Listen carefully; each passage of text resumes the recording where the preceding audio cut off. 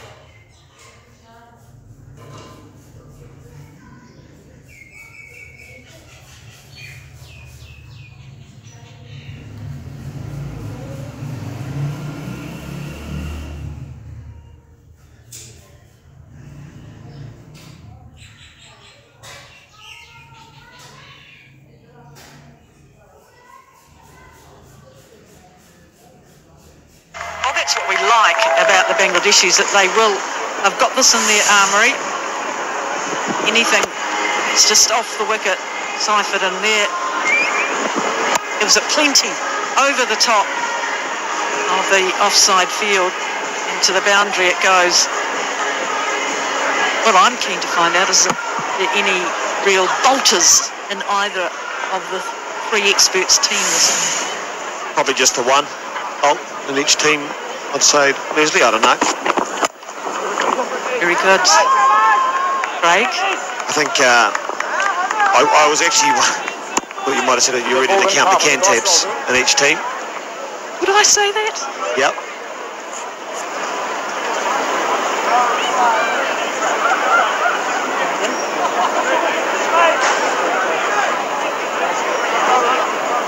I bet you Mark Richardson's got a rookie in there somewhere. Well, you got to, I don't know, I'll be really interested in his team. He'll have rationale and reasoning, no doubt about it. End of the over, 6 off that one from James Neesham, 100.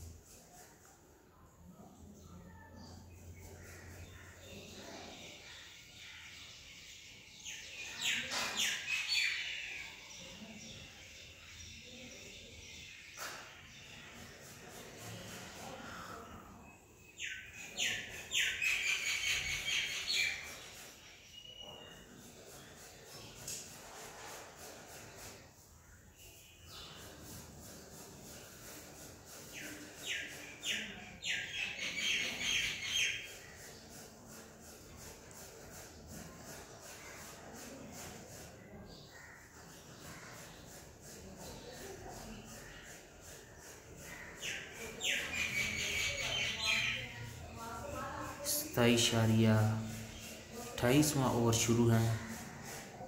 Bangladesh के 5 out हैं 120 run. शांतनर bowling कर रहे हैं। साबर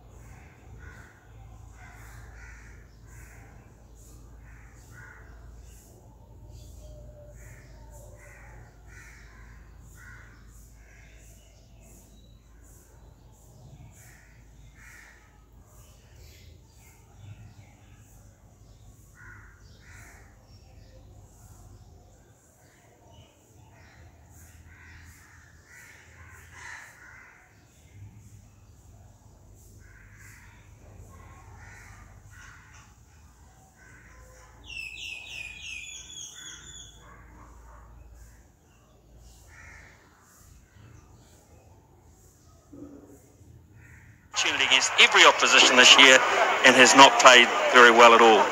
So that's why I would have Will Young in the side. He's the next best cab off the rank, and for that reason he has to be a better option. The rest pick themselves except for Tim Seifert, because they have not used another wicket keeper really in white ball cricket. Tim Seifert has to go. They have to have cover and specialist cover, because they're going to have spinners here. And to specialist cover in the wicket-keeping department. Bolt, Southey, Ferguson, Sodhi.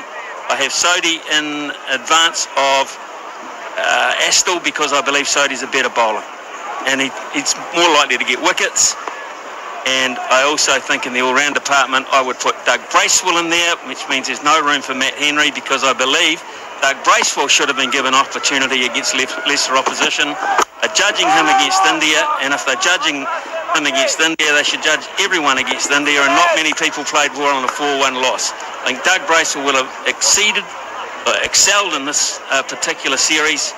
He did enough to excite me about the fact that he's an all-round cricketer, and I think over a period of time he's likely to win you more games or go close to doing that. Quite simple. Mark, quite simple. And Will Young and Doug Bracewell both from the centre. That doesn't matter a jot. I nearly said something else there. I hope in the dictionary jot's okay. Because the other word I was thinking was not. Ridiculous reasoning about some of my very good logic. Now, I feel your team is not far away. That was mine. Oh, you're next. Oh, here we go. I think the batting selects itself. I've thrown in Tim Seifert there as well, but I have Colin Munro, and he's just my drifter. I think if he can get on a streak, they can get him into a streak, he can be quite devastating. He's been on a streak lately. Yeah, it's been a losing streak, but I've got him in there. He's not on my starting side. He's my utility. My bowlers, Matt Henry makes it because he did well in England, and East Sodhi, on the same rationale as you there, Smithy. I've gone Sodhi over Astle, because if you're going to pick two spinners, you're expecting it to turn. Oh, how's he done that? Has that come off the helmet or the gloves? It's that's just weird. It made a horrendous crash. Yeah, straight off the helmet. 136 for 5.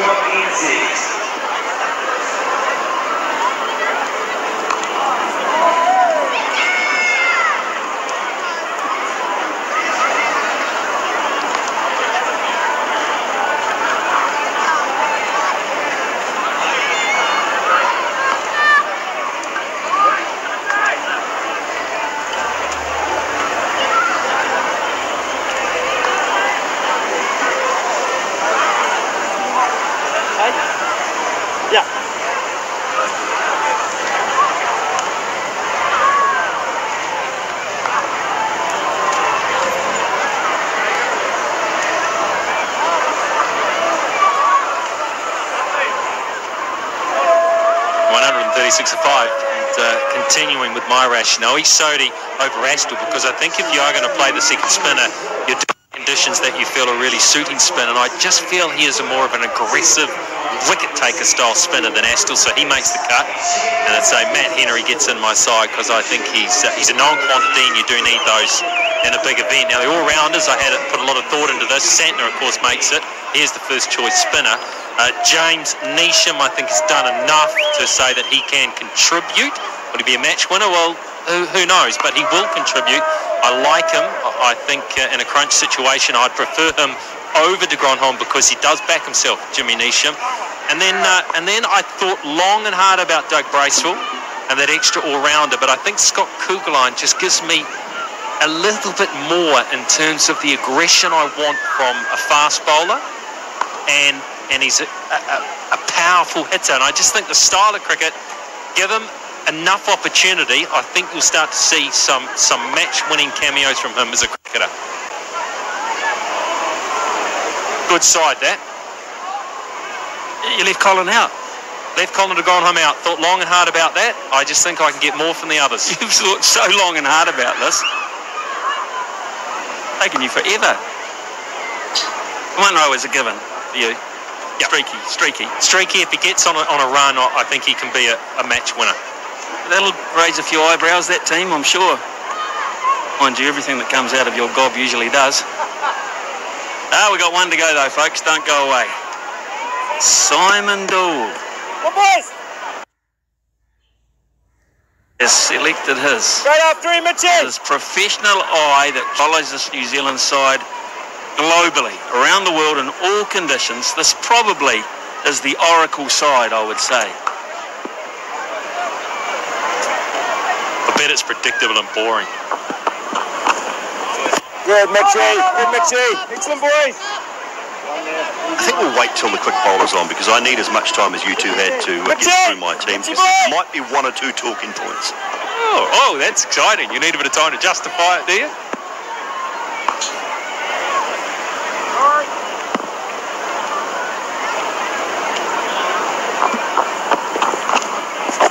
Down to me. And I think the most important thing is that this is what we would do if we were selectors, rather than what we believe New Zealand cricket will do, or what Gavin Larson and Gary Stead and Kane Williamson will come up with. I think they will come up with a different scenario to probably where we have gone completely on 2 or 3 players, but it's the rationale that we would take and we would pick if we had the option.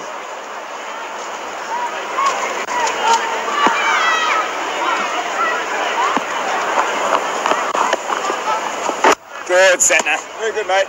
Yeah, get across there, Mitchell Santner. Get over the wicket. Throw some into the foot mark. See if you can encourage a big shot.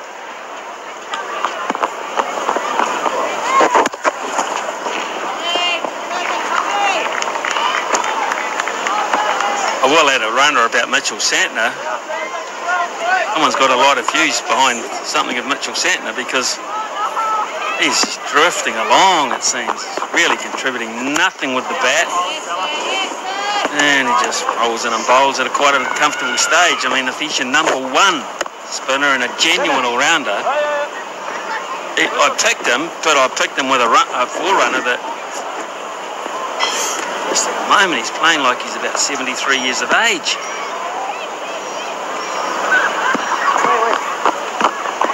He can't even get through his run-up.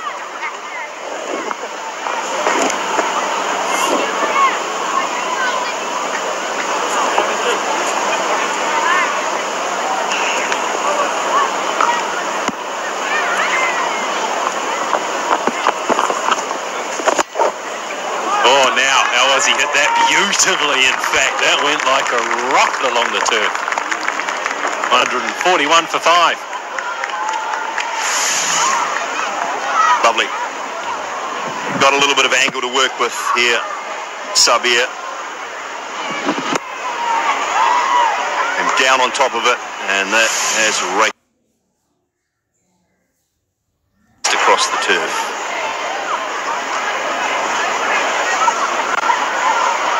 This is my World Cup squad that I would select batsmen, fairly self-explanatory, down to Colin Munro, I would say, along with the 2 wicket keepers that I would take. I couldn't find a replacement for Colin Munro as a batsman, to be honest.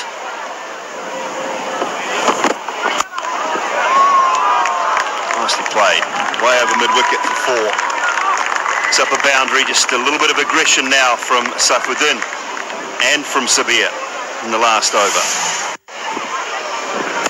Good use of the feet.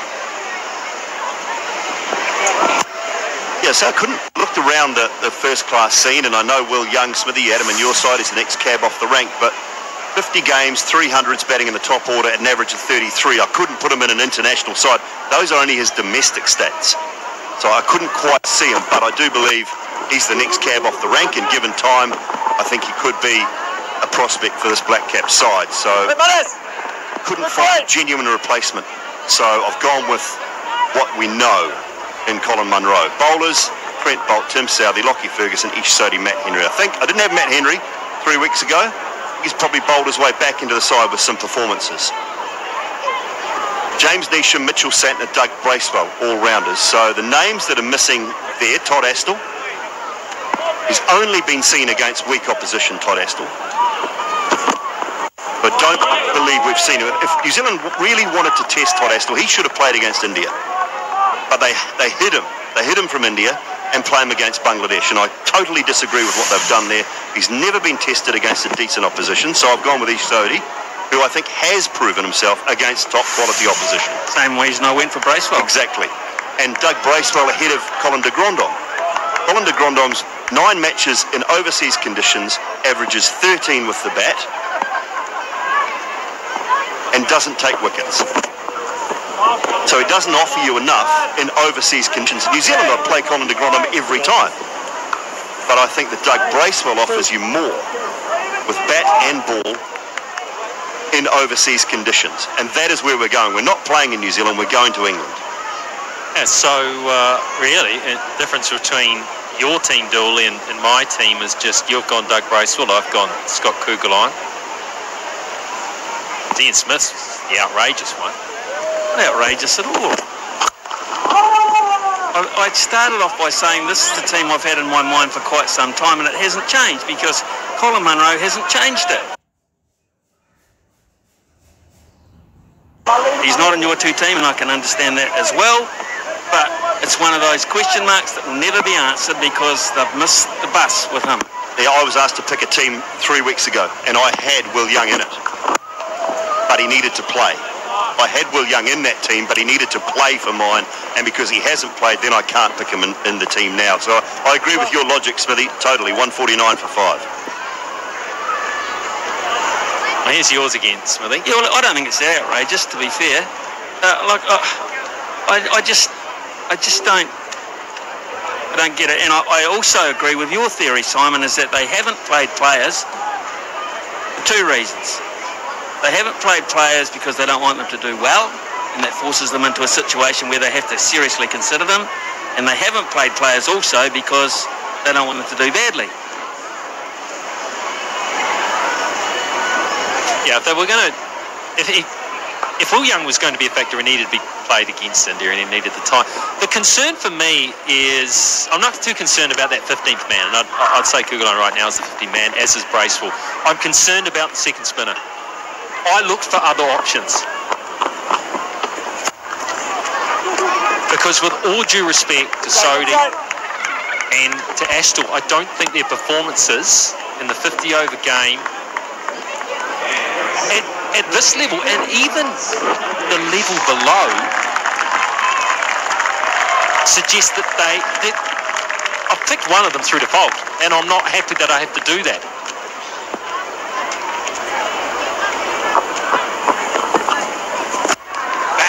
Sounded good, didn't it? That's huge. That is big. And out. That's a wonderful way to break up the tripe that you were talking. To hit that out of the ground, a sweet sound. Wonderful. Got to be nearly 100 metres, Simon. You get your golf ranger out. 89 metres, and brilliantly taken by the man in the orange high vis as well.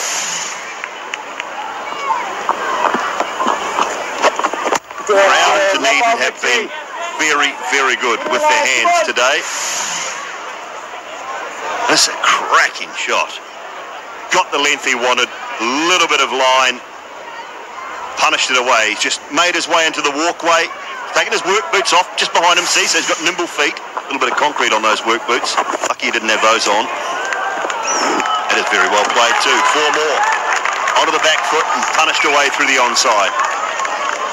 Oh, sorry, I'm going to have to disqualify that catch. You can't have a high-vis vest on without your work boots.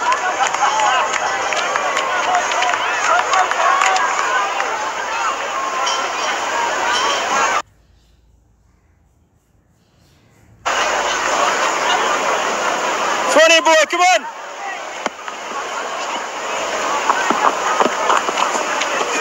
Down, go. Great dodge, great arm! Well, this is a brilliant partnership. Well done, Dutchy, well done! 100 has come up now between Sabir and Saifuddin, and they've gone about their business really well. They're in trouble, all sorts of trouble as well, at 5 for 61. And again! These two players have just proven that Bangladesh bat deep, have given those supporters something to cheer about, and given the New Zealand bowlers and New Zealand skipper, who had it all their own way for the first half and a little bit of this game.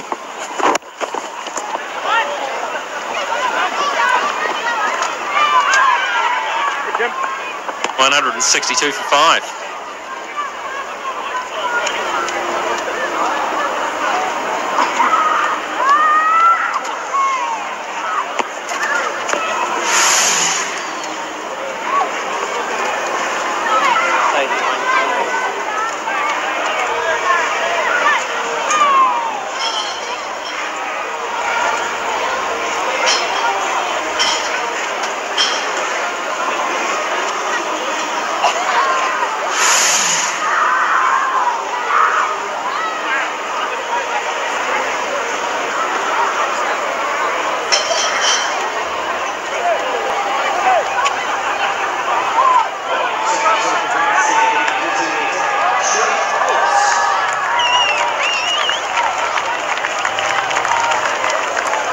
This is more of an aggressive move to bring Trent Bolt back into the attack.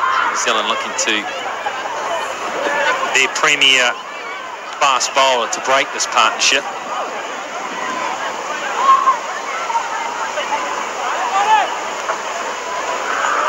I was saying that Bangladesh looked to have been going through the motions earlier on, but I get the feeling New Zealand have let it drift a little bit as well. And they're only there to win the game, and they've got their noses ahead, so you can understand that.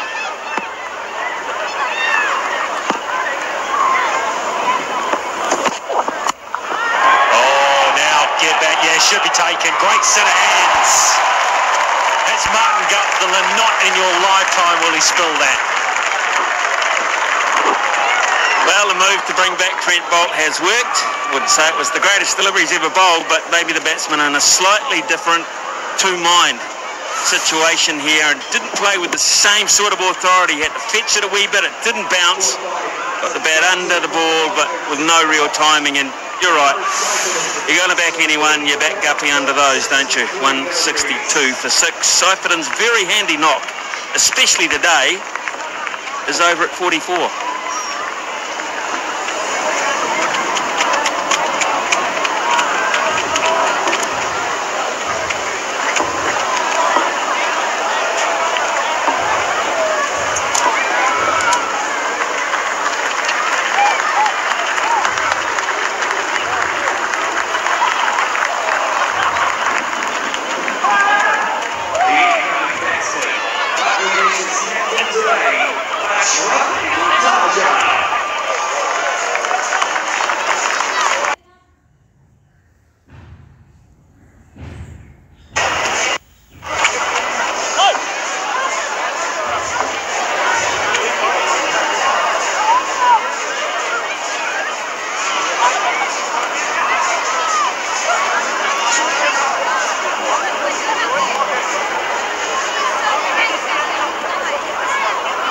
Bangladesh skipper Shrafi Mortaza, 205 matches He was a grumpy skipper when he had the ball in hand earlier on. Mood probably hasn't improved.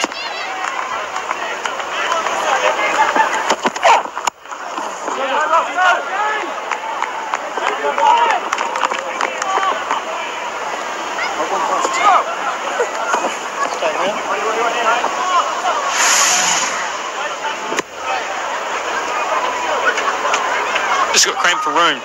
Trying to keep it down, was trying to roll the wrists.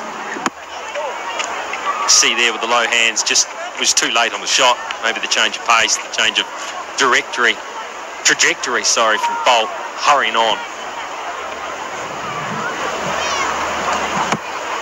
Yeah, it was just bounced at the top of the bat. Fetch it a wee bit. And Martin Guptill. Very, very comfortable there, wasn't he? Pressure at all.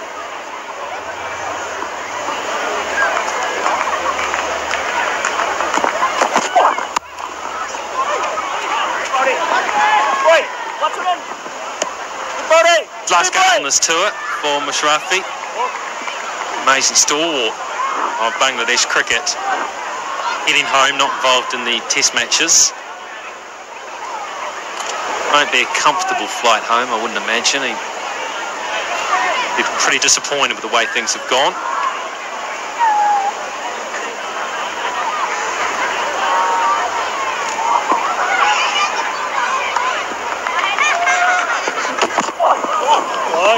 Oh, that one got away.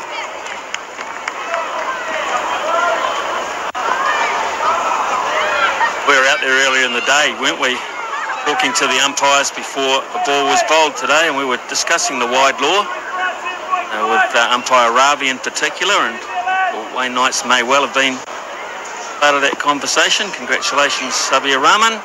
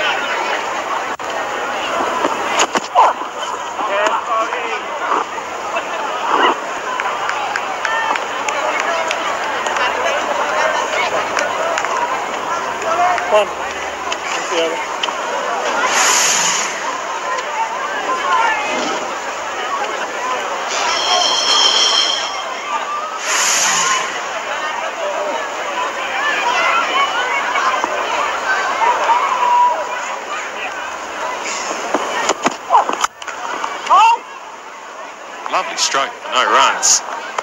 Been a gem of an innings from Sabir, just not supported well enough. You think he had put this innings together on the back of a reasonable start. You just never know. Yeah, he and Saifuddin, all of a sudden they come to the crease at 4 for 160, 4 for 170. I like that. Only going to be one. But he's middled the ball beautifully in this innings. 167 for 6.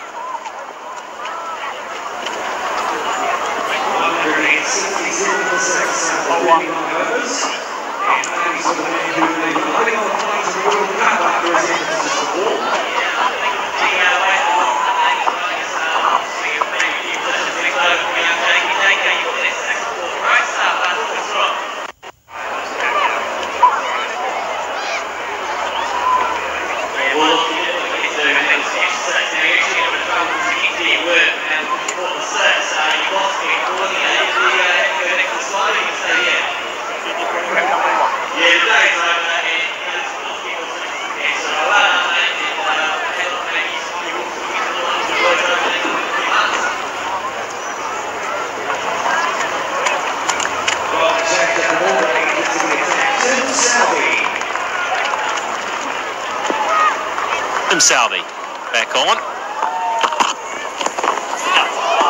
Oh, now, was there anything on that?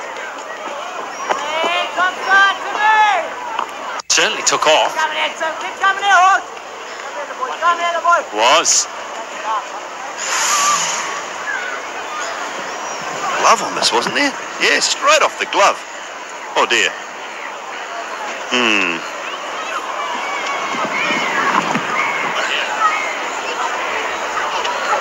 Sure, he got the timing of the jump right there. To be fair, he didn't get the maximum elevation from Latham. I feel if he had, if it was off the right thumb, shoulder of the bat, and flick the thumb as well, I think he'd have got it. And you'd want to get that.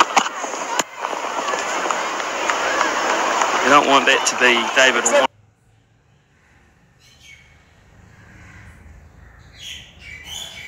Hey, boy!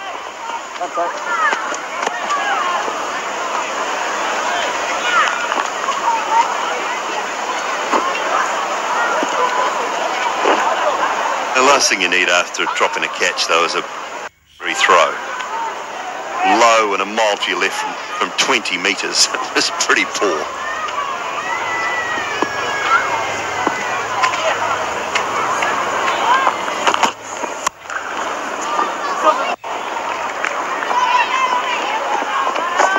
I know they're gone, but if you want an example of just a naturally gifted wicketkeeper, I struggle to beat MS Dhoni. And one thing that goes unnoticed is how good he is at collecting difficult throws. His hands are very good. His hands and the quickness of his hands up around the stumps are exceptional. Now then, another top edge, Trent Bolt, yes, of course, no problem at all. That's how you feel down in the deep. He's been so good at it for so long. Brilliant judgment, really well taken catch, and Tim Southey gets another. Followed him, saw him creeping away, followed him. He knew that Musrafi was just going to flail. He did. Luckily, he got enough on it that it didn't fly all the way, just far enough, and Trent Bolt's got awareness down there in front of the boundary. So the skipper, his last performance in New Zealand, possibly ever. Musrafi Mortaza goes for 2, 170 for 7.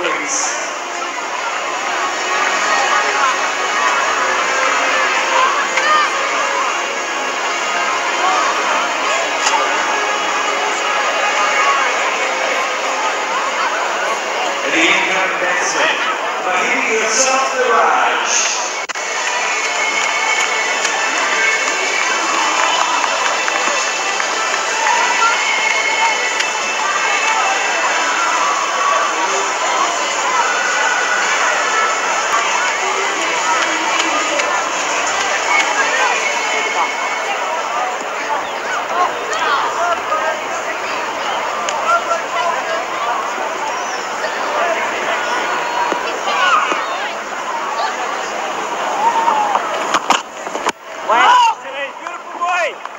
Son. Outstanding, lads. Here's the new player.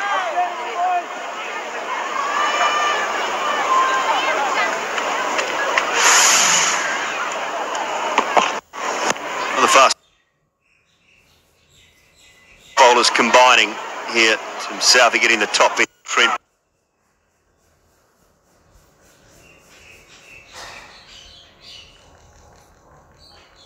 Oh, now look at that. How's that for your second ball when you bat lower down? That's as good as anyone's played today. 174 for 7.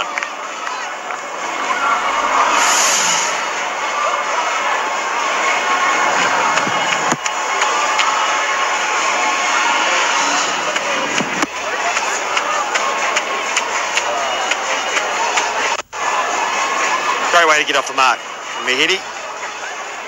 The long half volley, Tim Southey trying to get the outside edge. Didn't look in the greatest of mood when he collected his cap. The 2 catches put down off his bowling.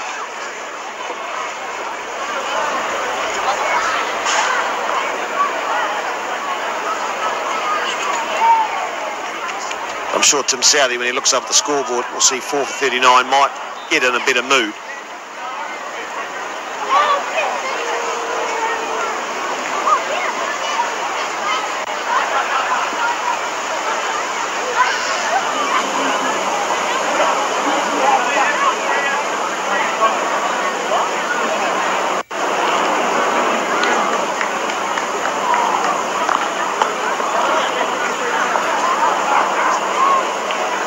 Something here with I'm not quite sure what went on.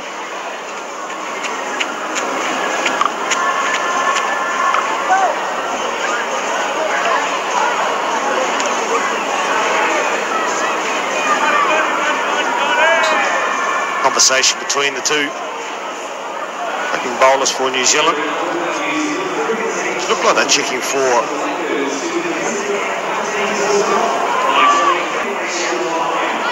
just dizziness, I think, just suffering from the beer.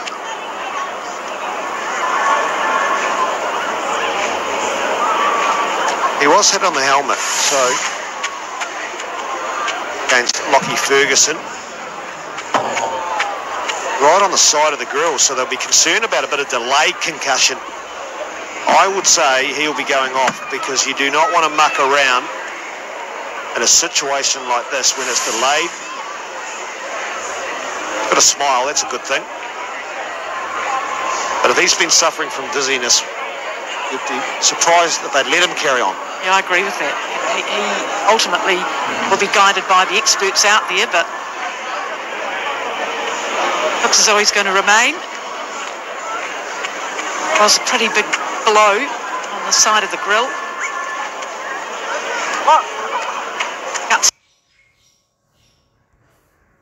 Bit of fatigue. 77 balls now. Going to carry on.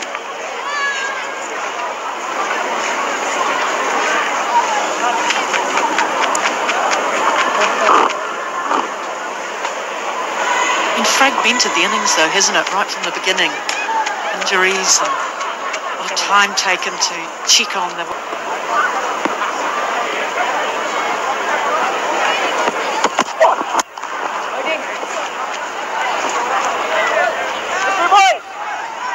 Well, they just haven't got anything going. From the second delivery of the match with Tim Southey picked up. Hammond picked out, put by Latham. Then fourth ball, it's not great when you lose your opening batters, both of them in the first over.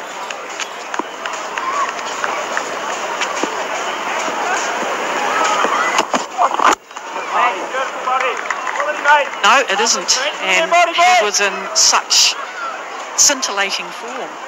Tim Southey, you got the impression he could have just scythed through the innings. It was how he was able to extract a bit of seam movement off the ear, new ball, and doing it, seaming it both ways, swinging it both ways. Oh, under edge, bottom of the bat. Can't set a field to that. Got to take them when you can, no matter how you get them. That's why I said that. In that ball just straightening up, just getting that underneath part of the bat.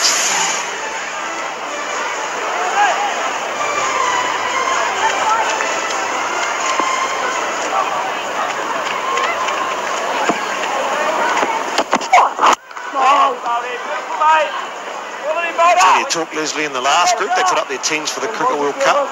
No, we're focusing a lot on it, but the last one day international before they will head away. We've got a test series, obviously. And to see the different ways that Simon Doyle, Ian Smith and Mark Richardson think.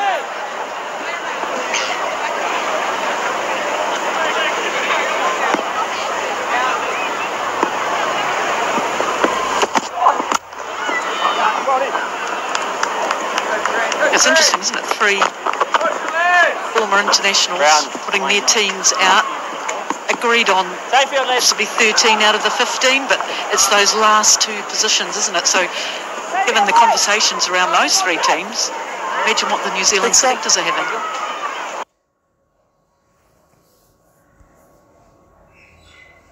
Adage of selection relies on someone's personal opinion of you as a cricketer. A sports person. I'll discuss it more after the break. End of the over, 179 for 7.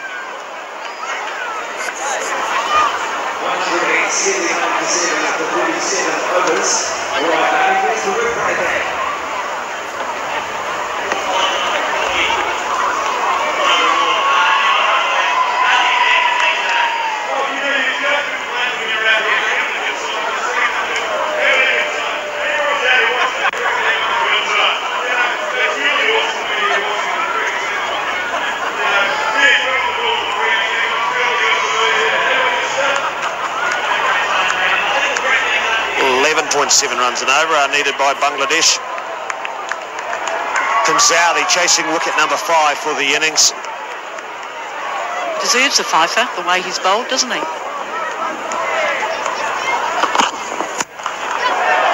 He's hit nicely into the gap, over mid-wicket, a couple of bounces. Into the 80s for Sabir.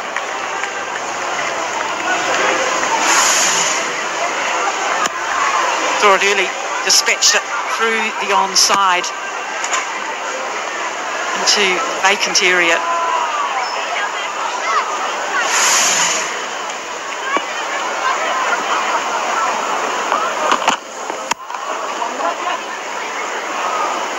I think that when going back to your conversation about picking teams and picking players and interpreting statistics, they don't always tell you the full story. They're a good indicator.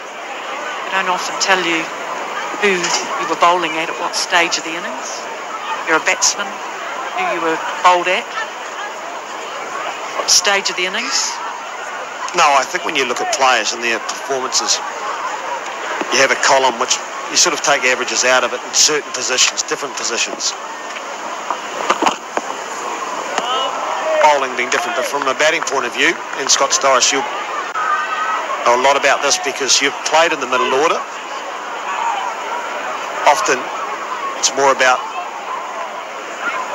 you either had a match-winning performance or you can have a supporting part, and when you're in the middle order, sometimes 22 off 12 is exactly what you need. Now, average-wise, it's not going to help it, but from a performance point of view for that game, it's important. Well, for New Zealand or any team in the World Cup to do well, you cannot rely on 2 or 3 or even 4 players. Gee, that sounded good. That came off the bat like a rocket from Mahidi into the act. I think that'll be my memory of University Oval, is when the ball has come off the middle today. It's cracked the ball through to the boundary. It's been a great sound. A little amphitheatre. I think you need 7, 8, 9 players across the tournament who step up and play their role at any given stage. You're not going to succeed in every single match, get that, but cannot afford to carry anyone. And I thought that's what we saw brilliantly from the New Zealand side in 2015. At various stages through the tournament, different players stood up. There were very few who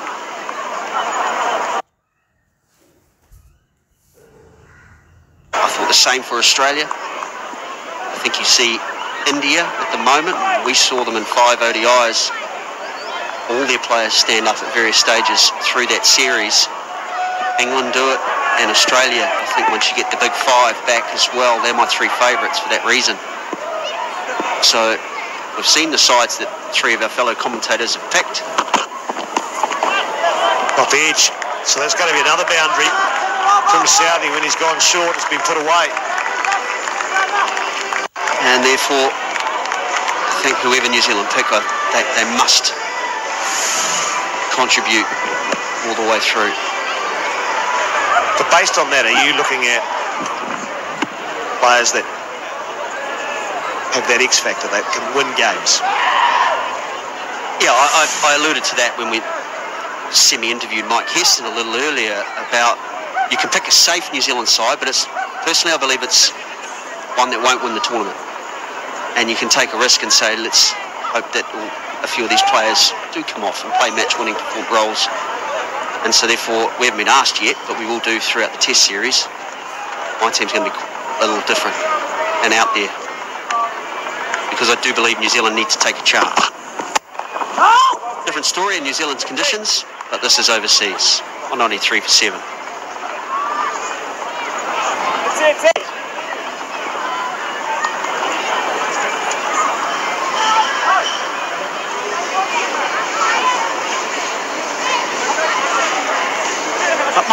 Might not be close, this match, but certainly the spectators are grabbing every piece of international cricket that they can observe.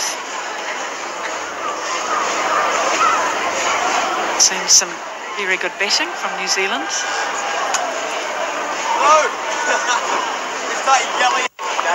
Now, Sabir Rahman, 83 not out. Monumental innings in the context of where their side were at. Hasn't scored an international ODI 100 yet. I certainly don't want to put the hex on him. He deserves it. See, when you compare, New Zealand were 206 for 3. Same stage. 13 runs difference, obviously, and that's been the way this whole series has been the wickets column. It's the no-look pull, and New Zealand going for the short ball attack. Outstanding, Manu. Wait, Manu. Lock. He's already come on the grill, and that took his eye off it and ducked a wee bit into that one. Hurried up onto him, but in the end,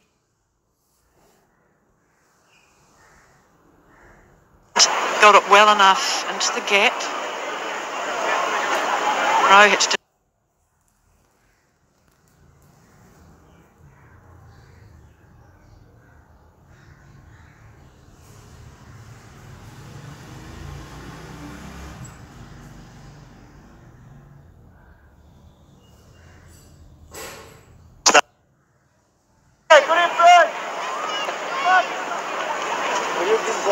Well, Scotty, I look forward to in the future then, seeing your World Cup squad. You said it's going to be slightly different or a lot different. Well, I think our producer missed a trick by not getting my side up now. He asked the three most senior members who all pick, I think, safe and conservative sides.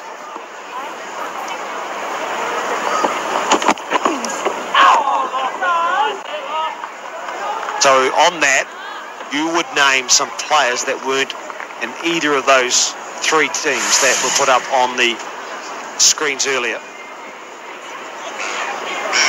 We'll come to that in time. I haven't been asked my team. I need to think about it a bit more. Mine's based around the way I think the team should play. So I have players in roles which will be different.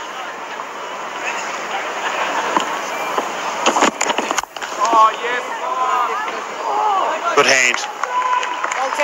Trent Bolt is always good in the field.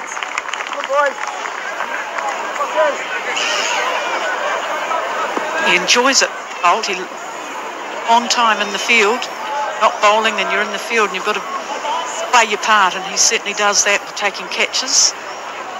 Done it today. Skipper out.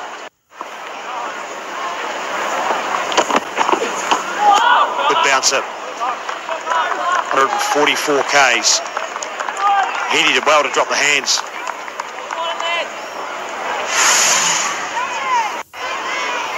It's pretty quick this over. Lockie Ferguson, well, he did very well. But easily have got a nick on that. The ball just followed him. And get his head out of the way.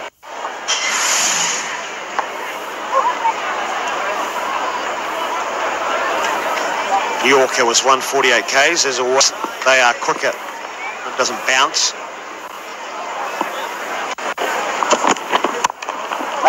Another one. But just the one run off the 39th over. 194 for 7.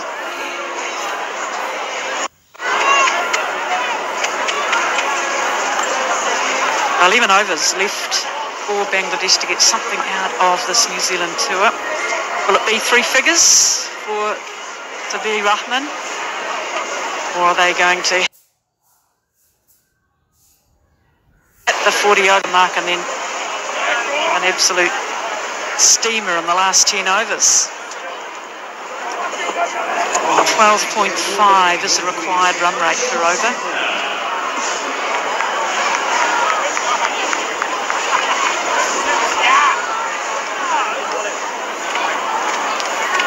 Oh, boys, bang, bang on 200 here. Bang, bang on 200, sling.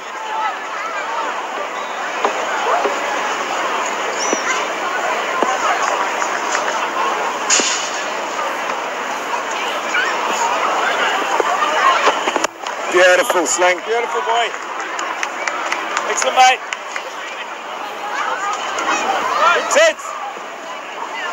Well, the beauty of any team that we select up here, whether it's yours, Scott, any of us, we don't have to put it out in the park and actually have performances to it. Oh, make no mistake, the team that I pick will not be the team that goes to the World Cup. question is, Beautiful, mate. Release. what team you would select rather than the team you think will be picked. Yeah, that's right, and that's what today's been about.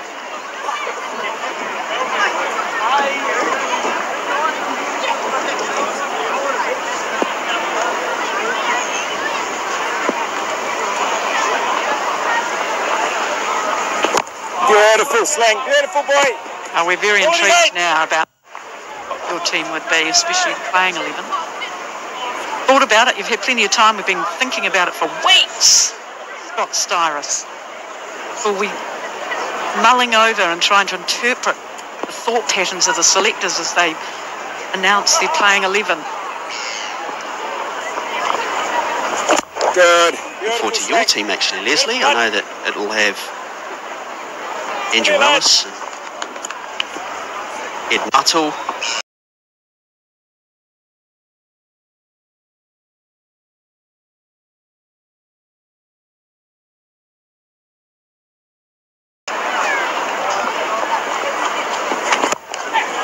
Lovely use of the feet.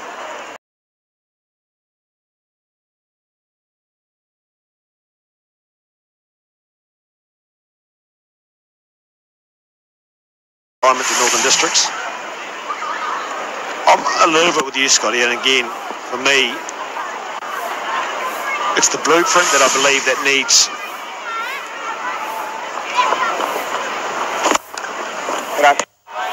Over 198 for 7. To me, it's the blueprint of how do you win the World Cup, and then you pick players to fit into that. So to me, that's how I would look to select my side. you've got to have the cattle, of course, but yeah,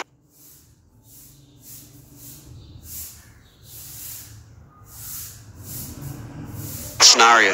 I believe we can, but it's going to need a lot to go your way. Yeah, absolutely. But again, that's, you can't, if you've got no one that can do what you think is the right way, you've again got to find, well, who have I got and how do I make them get the best out of them? But I think you're right. I think there is players around. But I don't think the blueprint's changed a lot from the 2015 World Cup.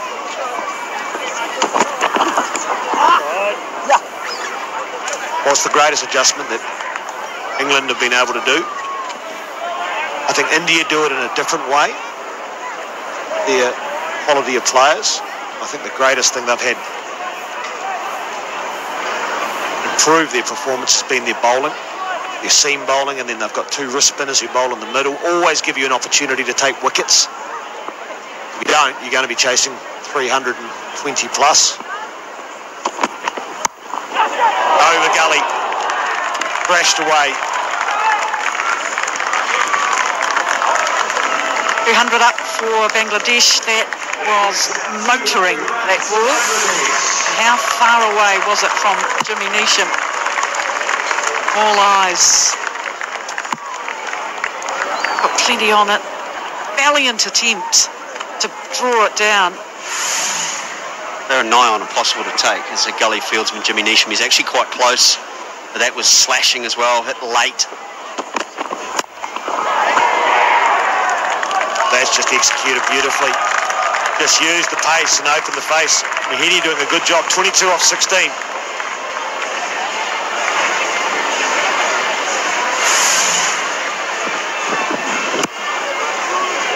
Batting at number 9, he's showing he's more than capable. A little toe tap. There's a tick.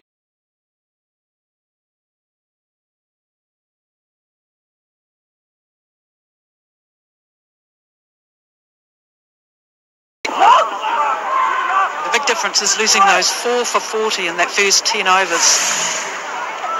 This is the Neesham attempt. Both feet up off the ground. Be proud of it if you were a football goalkeeper.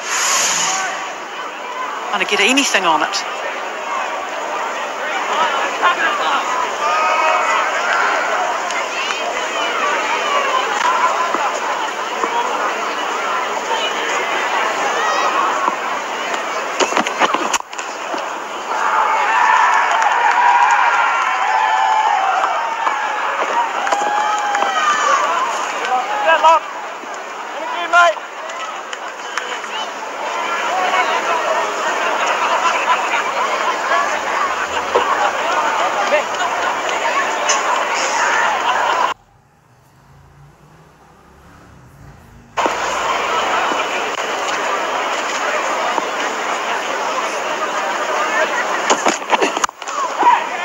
Yeah, just short. That is about the second or third time Martin Guptill has had interest, and for the ball just to bounce in front. He's a prowler in there, isn't he, Guptill? Sniffing out opportunities. Or did it? So good. So safe. Did it bounce just as he went to get his hands on the ground? But the end of them. Yeah, just bounced on just about the same time as it hit the end of the finger.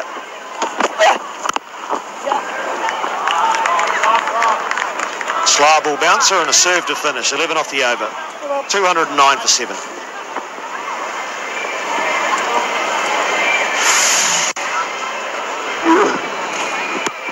Last ball of the over.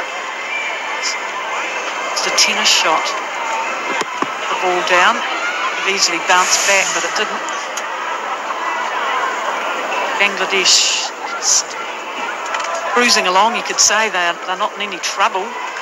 They're not got a lot of work to do if they're going to get anywhere near. They've got just 3 wickets in hand. What can they get out of it? Certainly like to see a couple of wickets beside his bowling figures. Veer dropped on 0.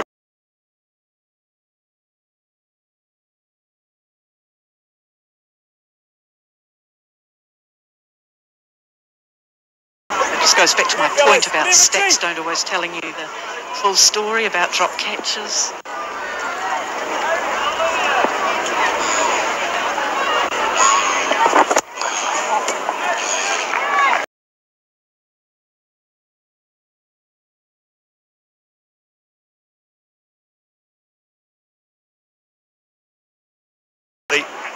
Lockie Ferguson, couple of toes on the boundary. He'll be disappointed because he actually had the balance to be able to snavel that in. Use of the feet, thick outside edge, chance, no. Ferguson just ran around it. He didn't get the angle right. He thought it was going over his head. Oh, I think this is a tough one because it's got spin on it as well.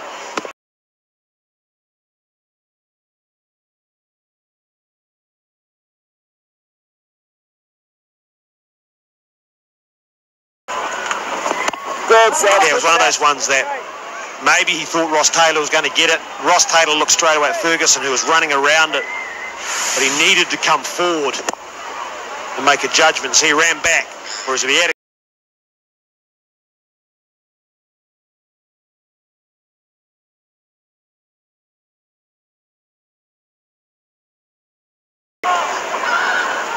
It was a bit of brain fade, wasn't it? I want to be running the beer out now.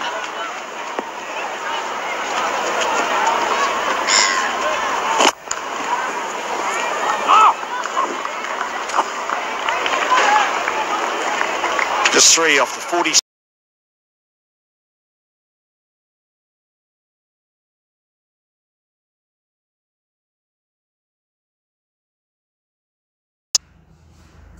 Ball to move away, the right-hander, and a bit of luck, might have taken the catch. I'm not sure it'll be a fielding performance New Zealand will be overly pleased with. Saw that drop catch with Lockie Ferguson off Tim Southey, which has cost New Zealand 89 runs. But it's also difficult when you're really the intensity, because they're dominating this game and they've bossed it right from the start, really. And it's tough in those situations not just to expect the tail to fall over and things to happen. New Zealand so far in front. 15 runs and over is what Bangladesh need right now, and they have to do it with the tail. And that's when you talk about stats, Leslie. I think this series, when you look at the bowling stats, New Zealand really haven't been under any pressure with the ball.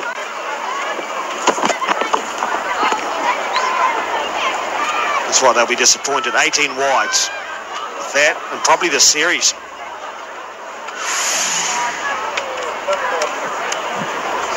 That is something you can control. But yeah, when you look at the stats from the series, you'll turn around and you know, someone like Martin Guptill, different from a batting point of view. Bowling, they just haven't been under pressure. They haven't been put under pressure. It's hard to put them into context.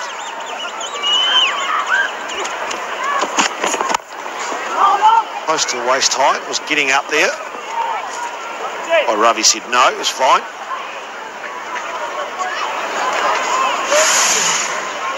Well, this one came down at 147 k's. That wasn't far away, was it? Quickest one of the over so far.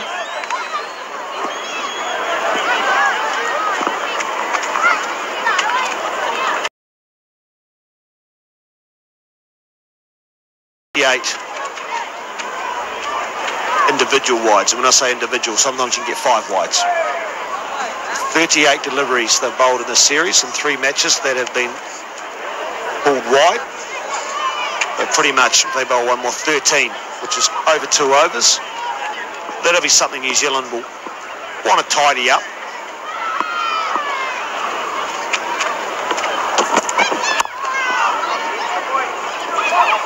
That's an area that doesn't change, doesn't matter whether it was 10 years ago or 20 or now, that you just didn't give away extra deliveries. And you know, that's pretty disappointing stat. Especially when they haven't been under pressure. They haven't had to bowl.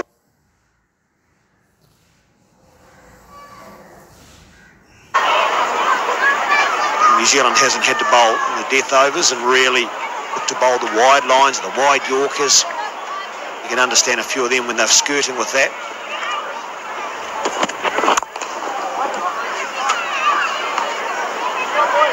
$213 for 7.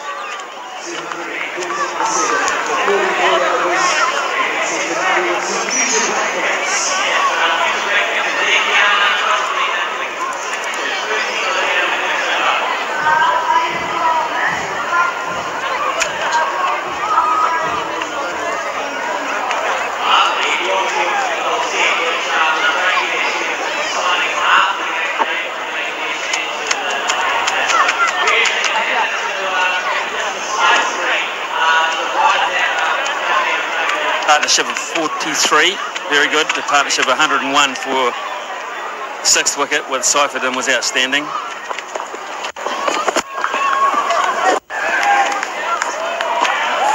And Sabir is within reach of a very, very good first one-day international 100. And he fully deserves it. In a losing cause, without doubt, he has been the star. Intro.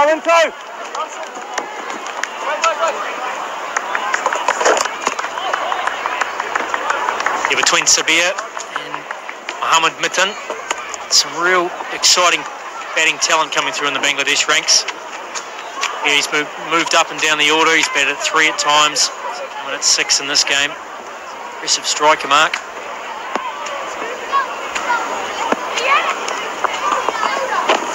Good, beautiful, mate.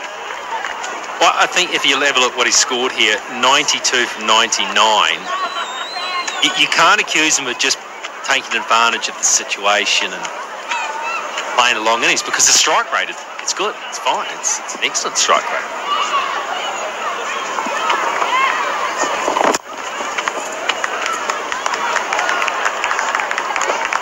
Also coming at 4 for 40.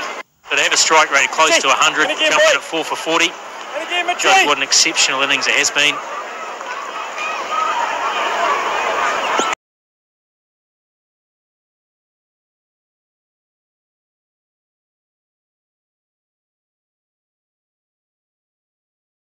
As well, both Bolt and Southey were still getting the ball to shape. Severe came to the wicket. They blunted that attack that moment on.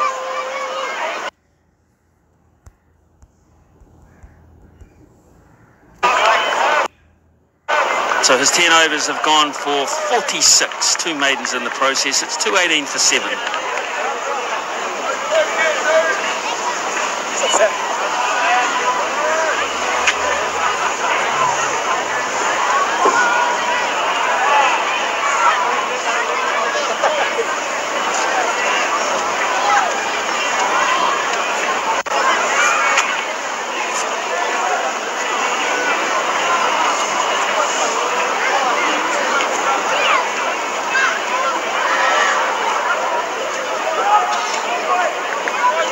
So Lockie Ferguson will bowl his 10th over. And New Zealand through to the 45 over mark. Full and straight and jamming down on it severe there. That'll give the fingers a bit of a numbing.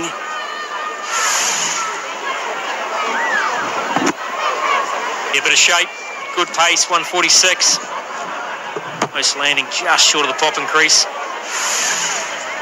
And was new to the crease, he struggled severe. Lining it up nicely. But he's actually not in the test squad, Sabir. But there is a but here.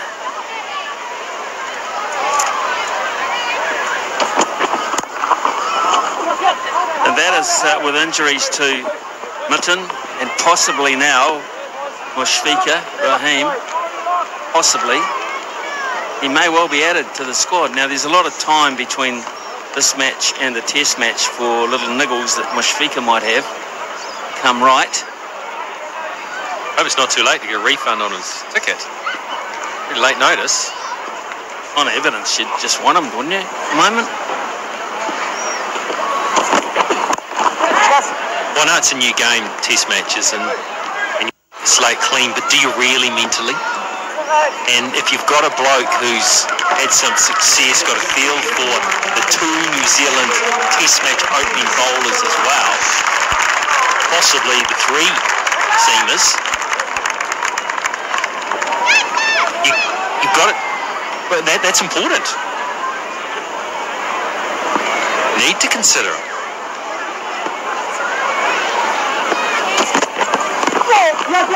He's got sore ribs now, so maybe he's out too.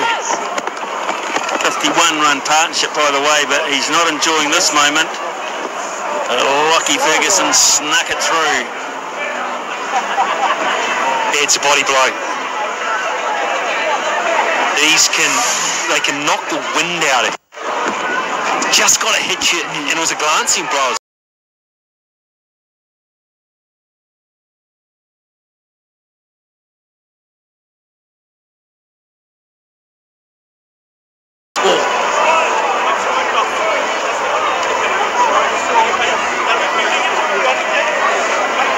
It was actually a slower ball from Greer. Almost sometimes it's just about where it hits you and how it hits you as opposed to the pace.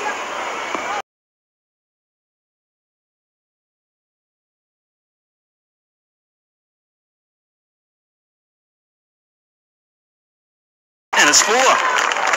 Nicely worked by Mehdi.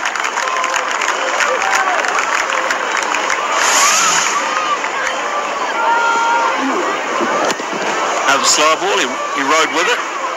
Saw it from the hand, waited, and rode it down to fine leg. Nice execution. Just finishing the discussion on Sabir. I mean, he was a late addition to the squad.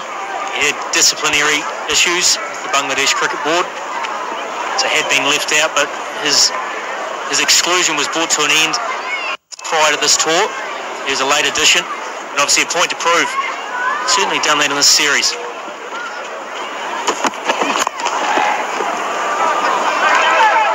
From the over. There are 5 to go and it's 2:26 for 7.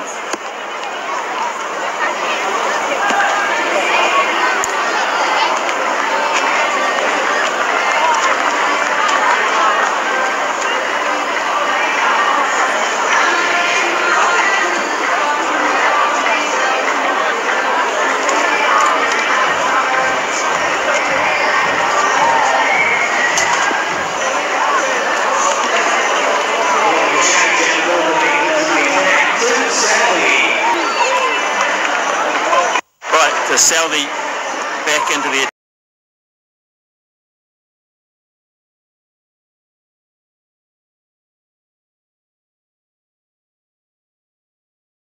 means they have to find a couple somewhere or one somewhere else. Maybe to Grondholm, maybe James Neesham 4 overs and after 24.